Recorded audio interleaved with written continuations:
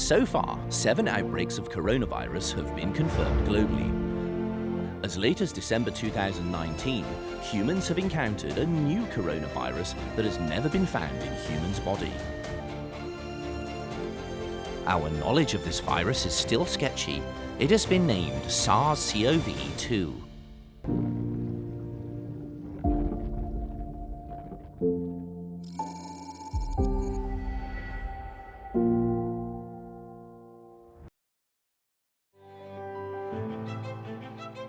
Home to 8 Nobel Prize laureates, Cold Spring Harbor Laboratory is known as the birthplace of molecular biology. Dr. John Olson is a scientist at CSHL. In December 2019, he was teaching courses in Suzhou, China. Confronted with COVID-19, Dr. John Olson chose to stay. Like initially I saw lots of things calling it the Wuhan virus. I'm really not in favor of that, right? Because these viruses can come from anywhere. Coronaviruses are in bat species around the world. My name is John Olson, and I'm the Education Director here at Cold Spring Harbor Asia DNA Learning Center. One of the things that was very surprising and amazing to me was how fast the virus was identified and sequenced.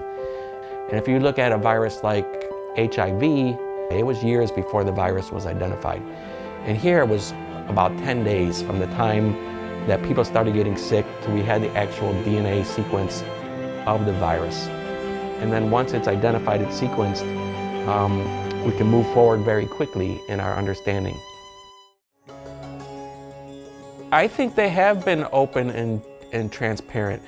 I think a lot of the problem in the beginning was there just wasn't the ability to confirm if a person is or is not positive for this novel coronavirus, because there are other cold viruses out there and the influenza virus, which can give similar symptoms early on.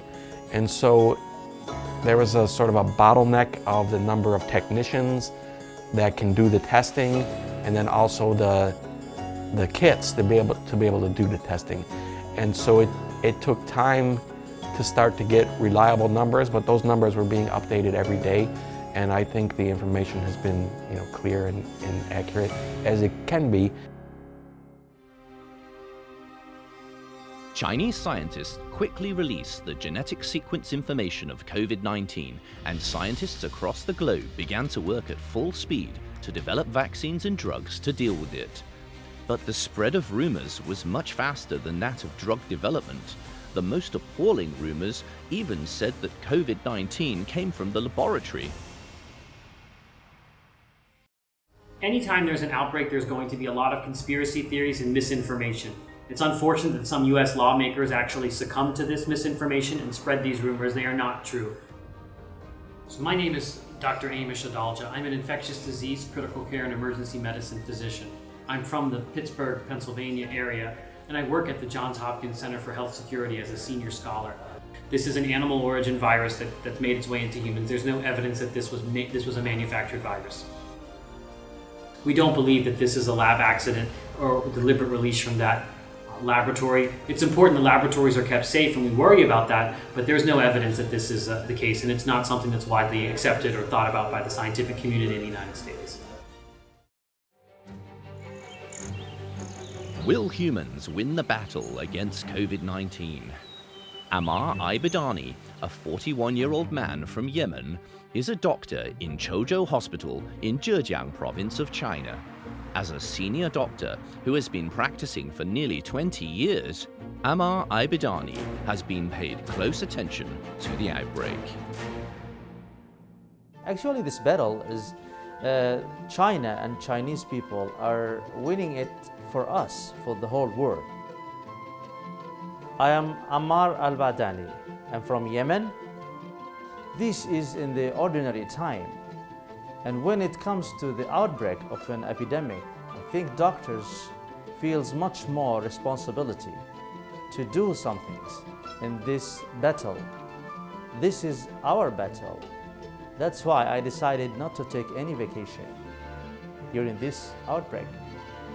Actually, you are safer in China during this outbreak. You're going to your country, and I believe there is no country such as China can defeat this coronavirus.